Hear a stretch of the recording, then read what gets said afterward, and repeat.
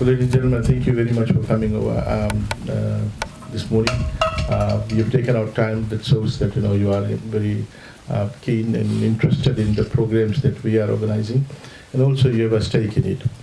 Agriculture growth and development in this country has been possible due to a joint partnership, cooperation, and sharing a common vision. And in this journey, we have done remarkably well in terms of getting agriculture to a new level. And it wouldn't have been possible if all of us shared the same vision. The vision is that if we collectively work towards pushing and improving agriculture growth and development through investment, through improvements in productivity, through bringing in more efficiency into the production system, not only the nation will benefit, but all those who are involved will also benefit. I've always said that the agricultural growth process involves a lot of people, and therefore the benefits of the surplus that is created will be shared amongst all those who are participating. So that's the beauty about agriculture as a sector vis-a-vis other sectors.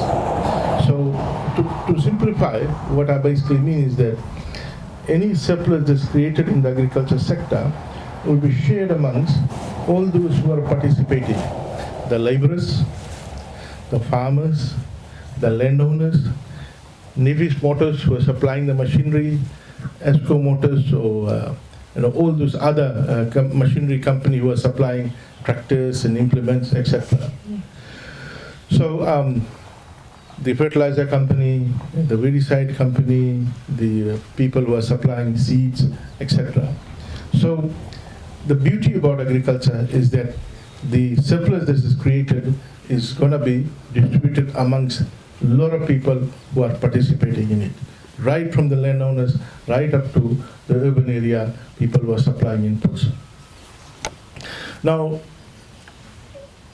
like most of the countries, the growth and development of the country has been contributed by agriculture sector. Except for a few outliers like the countries in the Middle East, etc., we have survived on the back of mineral resources.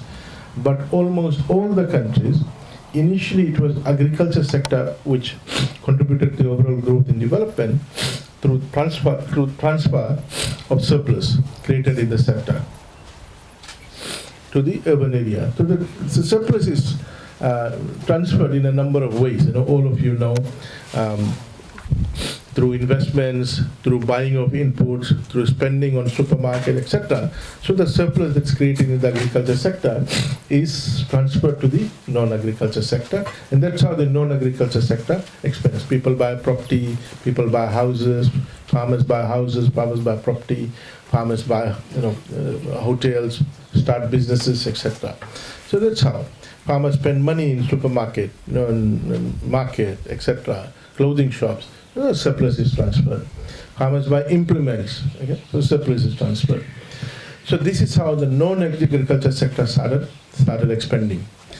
Over time, the non-agriculture sector, given its rapid demand and other attractive aspects, grew at a faster rate than agriculture. So people thought that agriculture sector is not that important.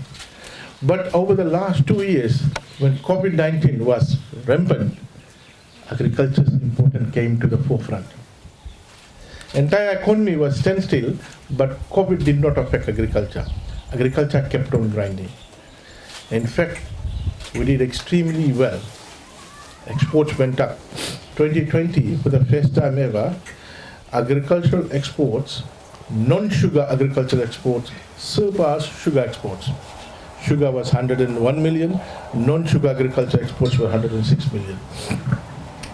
Last year, 2021, non-sugar agriculture exports went up further to 123 million.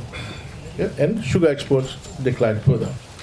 So our leading export crops, number one is kava. Last year's figure, kava, about 43 million. Number 2 is dalo, about 32 million. Number 3 is turmeric, about 23 million. And number 4 is ginger, 14 million. And then number 5 is horticultural crops and also poultry products. So we want to continue in this journey of pushing exports so that we can get foreign currency into the country. But we also want to stop leakages out of the economy through importation, only in strategic areas where we've got a strategic advantage. And rice is one of the strategic areas. We can grow rice. We've got the know-how, the technical skills, the land, the weather condition, and able-bodied people. Annually, on an average, we are spending about $42 million for importation of rice into the country. About 3 years ago, we were around 16% self-sufficient. We are now up to about 20%. With this year's harvest, we'll go further up.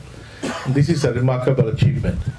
And we want to progressively reduce our reliance on imported rice. We cannot afford to put the supply of our staple into the hands of foreign countries. And the pandemic was gave us a clear picture and a scary picture of what if Vietnam, where most of our rice are imported, puts a ban on export of rice outside. Just like now, India has put a ban on export of wheat. Because of climate change and reduction in production, they want to keep wheat for their own food security. Number one on the agenda. In every country, food security is number one in the agenda.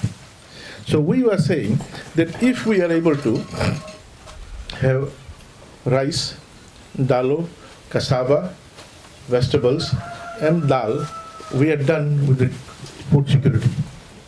Basic. The rest is top-ups, poultry, cattle, all those are fish, all those are top-ups. Basic, our government wants to ensure that our households are able to fulfill the basic food requirements so that we don't put food security in jeopardy. Around the world now, one of the major concerns of governments is food security. They're very worried. Food prices are going up.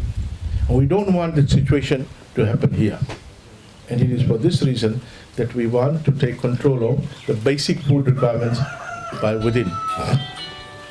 Food security has 3 components. One is adequate amount of supply. Number 2, accessibility. Number 3, affordability. Adequate amount of supply need to ensure that we produce enough that is required and the surplus we export. Accessibility means distribution. During COVID-19, there was distribution issues. There was lockdown, curfew, etc. So there were some distribution issues. And that resulted in shortage in certain areas. And number 3 is affordability, that the prices should be reasonable. So to deal with number 3, affordability, the price issue, we need to ensure that there's enough supply and the distribution is happening.